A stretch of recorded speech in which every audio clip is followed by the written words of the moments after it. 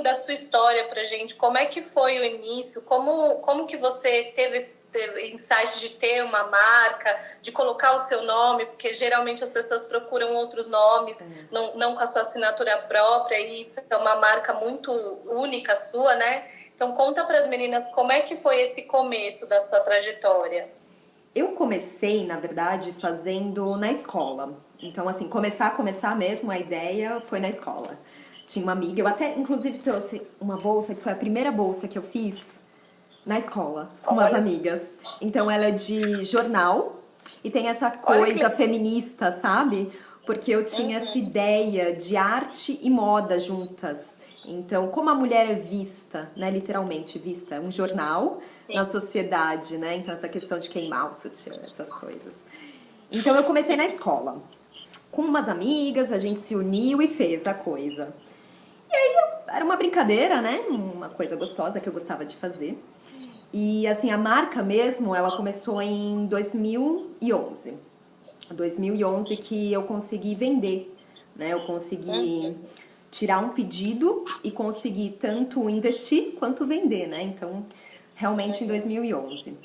Foi através de uma conhecida também que me abriu portas. E bem, foi a partir daí. Mas a minha ideia era vender a minha marca, né? Eu tinha uma ideia de marca, eu ainda não tinha marca. Mas eu queria Sim. vender as peças com meu nome, mas não foi possível. Então eu comecei no atacado. Então eu comecei vendendo para uma loja algumas peças que eu tinha desenvolvido e eu consegui vender. Legal, começou assim, bacana, e eu fui me desenvolvendo. Então eu fui criando meu logo, né? Acho que não dá pra ver aqui Assinatura, a né? minha assinatura, olha só, né, aqui, a pulseira. Comecei a desenhar, tive a ajuda de alguns amigos, mas ninguém chegava na Uhum. ideia que eu queria, que era muito da minha cabeça. Então eu Difíceis mesmo, consegui. né, Cris? Eu não me considero uma pessoa com habilidade de desenho, mas consegui chegar no que eu queria, na minha proposta. E aí comecei a vender também no varejo, para uma amiga, para outra, e assim começou. Mas realmente, quando eu consegui rentabilizar foi através do atacado. Então eu tive a experiência do atacado inicialmente, que eu acho que é uma dica legal que já fica. Assim, a oportunidade que vocês tiverem inicialmente, agarre, sabe? Então essa foi a minha oportunidade. Eu agarrei. Ótimo. Aí continuei no mercado, comecei a fazer feira, que foi onde a gente se conheceu. Você começou o inverso, você começou do atacado e depois migrou para o varejo, né? Exato, exato. Na verdade, eu fazia alguns pedidos sobre encomenda, mas eu comecei então com o varejo. Comecei o inverso, exato.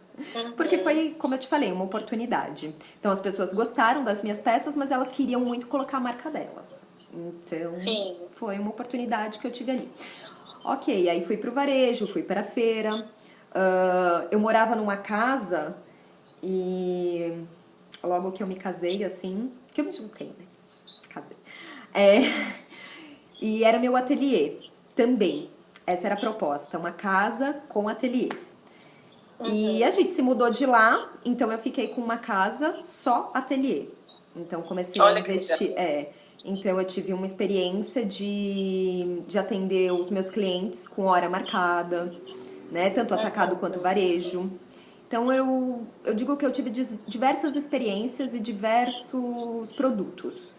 Então eu Sim. comecei com, na verdade, com coisas recicláveis, né? O jornal, câmara de ar, caixa de leite. Eu gostava muito dessa ideia de reciclagem, mas né, em 2011 não é como é hoje, né? As pessoas não Sim. viam dessa É bem forma. diferente, né? Elas não viam. O pessoal não tinha essa consciência ainda do sustentável, né? Exato. E aí eu comecei a migrar para o couro.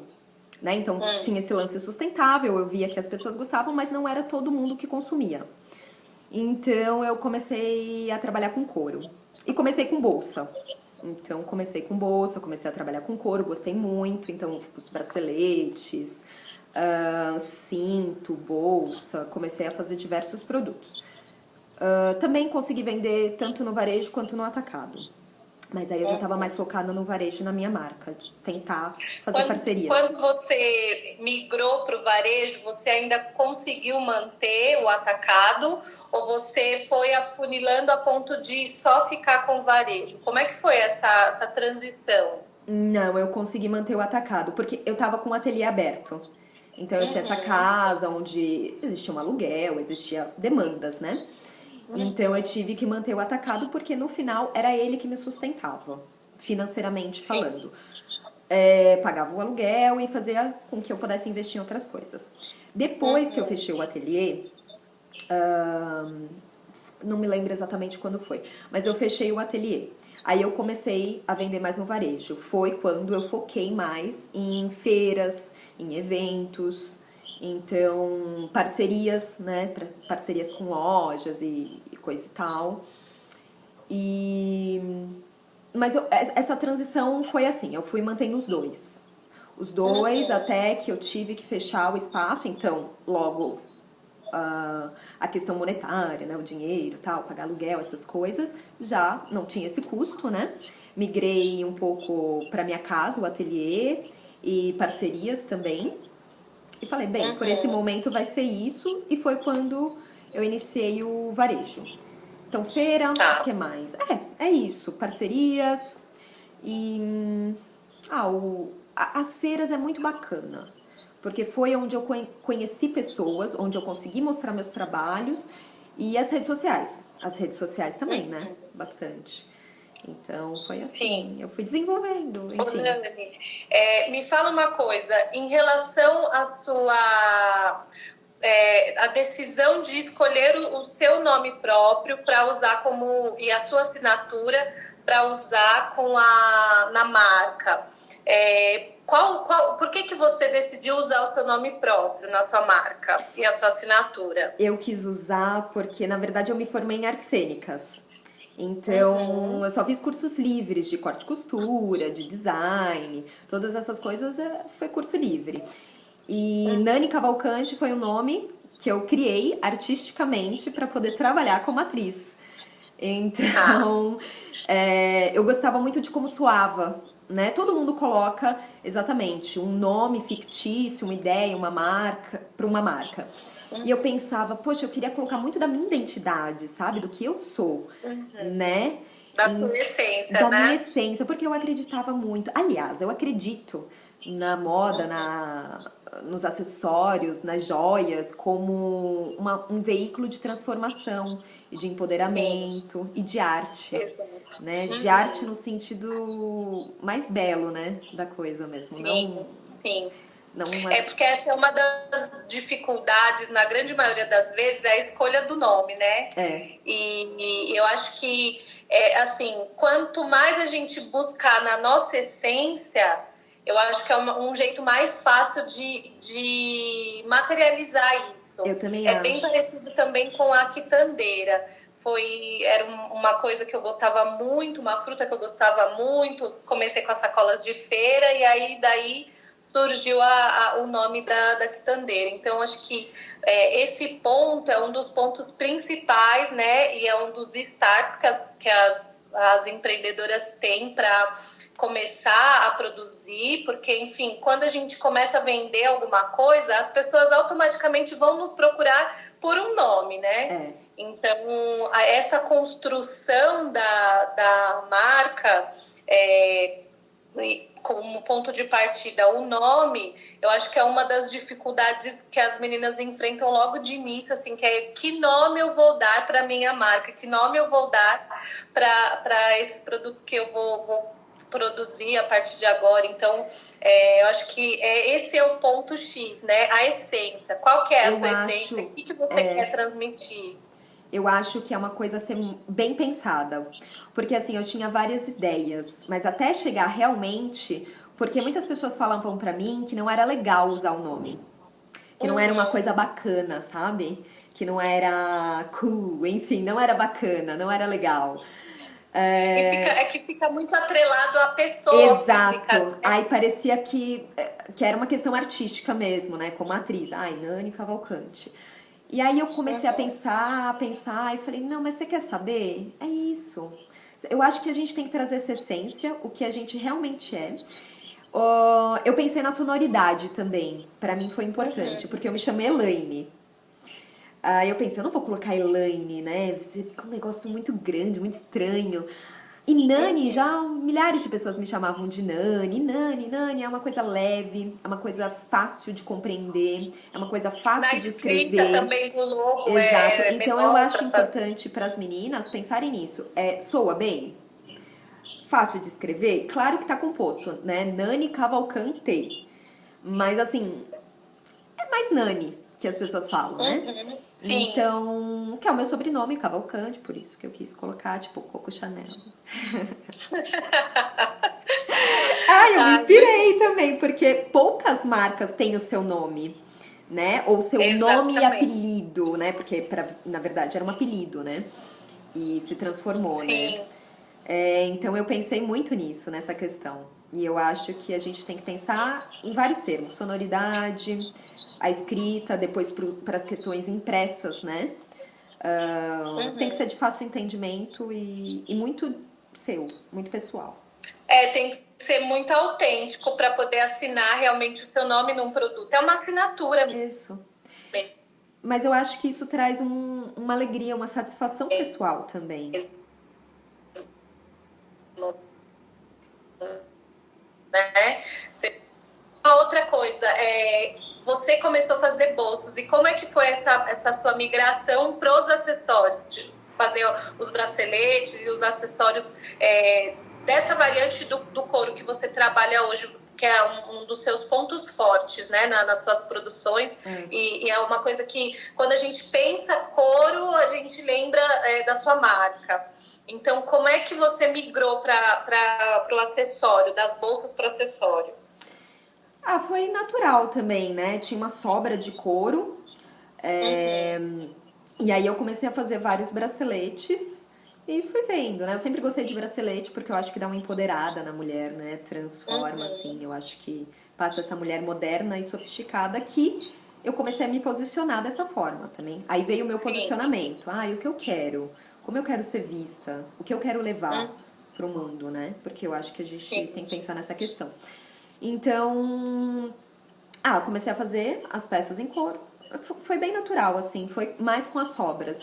Então, sobrava couro, eu falei, o que eu vou fazer com isso? Às vezes eu ganhava couro também, eu comecei a ganhar alguns retalhos, né, que as pessoas não usavam. E eu achei demais, assim. Aí comecei a comprar também, porque aí tem pedido, né? Aí você não tem a cor, você tem que comprar. E eu reparei que no mercado tem muito refúgio, né? Esse lixo, digamos. E eles vendem. E eu percebi que isso era uma forma também sustentável, né? De estar atuando. Então, assim, eu falei, poxa, que legal. Por mais que seja couro, por mais que seja uma questão animal, tem toda essa questão, eu vou estar trazendo ali, eu vou estar limpando isso da indústria, que tem aos montes, que tem muito mais. É uma forma de realmente de reutilizar e de ser sustentável. A gente tem falado muito sobre isso e até pensando nesse consumo que a gente sabe que crise vai mudar e a gente precisa se adaptar. É um olhar que as marcas precisam estar atentas, né, para esse cuidado de como reaproveitar e fazer dessas sobras e dessas peças que a gente acaba às vezes não dando atenção e até formando lixo, né? Criar e fazer coisas mais legais, mais criativas. E também gerar, né, fluxo de caixa até para sua empresa. Isso é bem legal, é um ponto assim, a ficar atento a partir de agora para ter esse cuidado mesmo com a indústria, eu acho. Sim. E aí eu vim para joia depois, também tive muitos pedidos e comecei a fazer joias. Sempre gostei muito de pedras. E aí, do couro, eu fui para joia. Para joalheria. E, na verdade, eu abri porque eu acho que a gente tem que testar. Eu acho que a gente precisa sentir os produtos, assim como a gente trabalha com uma coisa bem criativa, eu acho que rótulo acaba limitando, sabe? Então, assim, você experimentar outras coisas até para poder se encontrar mesmo, eu acho fundamental. Então, assim, Sim. gosto hoje do couro e gosto da joia. E gosto da parte de upcycling, né? Que eu tenho, então, Você do acha que reciclável. a sua cliente, ela foi te conduzindo para ir elevando a transformação dos seus produtos? Que você passou por bolsa, aí você foi trabalhando as bijus em couro, e aí depois você foi conduzindo isso também para a parte de joalheria. O seu público também foi tendo essa necessidade? Com certeza, com certeza. Eu fui percebendo essa necessidade porque as pessoas me pediam. Então, foi através de pedidos que eu comecei a olhar um pouquinho mais. Ai, Nani, você consegue fazer um anel assim, assim, assado? E eu falei, nossa, que desafio, gostei, consigo. Então, foi mais ou menos assim. Eu acho que a gente tem que se desafiar como empreendedor, empreendedora, enfim. Porque é muito... A gente às vezes fica no nosso mundo e não olha para o cliente. Fica na nossa Sim. criação, no nosso idealismo, que ok, que é muito lindo e que é a nossa essência. Mas existe um mercado, e como esse mercado funciona na prática? Funciona Exatamente. você atendendo o seu cliente. Então, quando eu comecei com as peças recicláveis, era isso que aconteceu. Eu percebia que não tinha um mercado que tem hoje. Mas, assim, não era... Por mais que a peça fosse bonita. Então, por isso eu percebi a Sim. necessidade de sobreviver, né, no mercado e crescer. Então, eu acho que foi através daí que eu fui conduzindo. Nossa, que bacana. E a partir daí, como que você foi construindo os seus meios de venda, assim? Você teve a oportunidade de fazer as feiras, mas no princípio, tirando essa loja que foi a que você começou no atacado, quando você foi para o varejo, como é que você foi definindo os seus meios de venda? Eu fui sentindo também. Então, assim, eu fiz site, construí sites. Na verdade, construí 3 sites. Acho que até mais. Na verdade. Um grande mal do empreendedor inicial, né? Começa a fazer um monte de coisa. Você vai meio sem a estrutura e aí você vai estruturando. A gente acaba se perdendo aí nas mil coisas que a gente constrói, né? Mas é legal pra você se encontrar, né? Eu acho, pelo menos assim, foi pra mim. Porque você vai de uma forma natural, você vai de uma forma independente do mundo, independente do que o mundo diz, e você se encontra. Então, por exemplo, fiz vários sites. Aí eu percebi que, poxa, não sei, não gosto tanto do site, da relação. E as clientes, elas acabavam comprando muito pelas redes sociais. Então, eu acabei fechando. Penso em reabrir novamente, porque eu acho que é muito importante como uma galeria, sabe? Onde você possa estar vendo as peças. Mas outras formas, é aí que tá, você vai sentindo. Então, fiz site, fui pras feiras, para diversos bazares, não um e outro, diversos mesmo, pela região de São Paulo. Claro que eu focava em alguns que me davam retorno também, tanto de cliente quanto de desenvolvimento de produto. Então, eu tinha essa possibilidade de desenvolver. O que mais? Amigas, né? Entre amigas, conhecidos. Algumas lojas parceiras. Então, na verdade, eu fui procurando uma gama. Lojas parceiras, deixei em muitas lojas parceiras compraram, né, meus produtos. Quando você diz lá as lojas, você vendeu o produto ou você deixou o produto consignado? Os dois. Então, eu deixei o produto e consegui vender também. Então, tive essas duas experiências. O que você indica? Oi? E o que você indica para as meninas? Funcionou para você?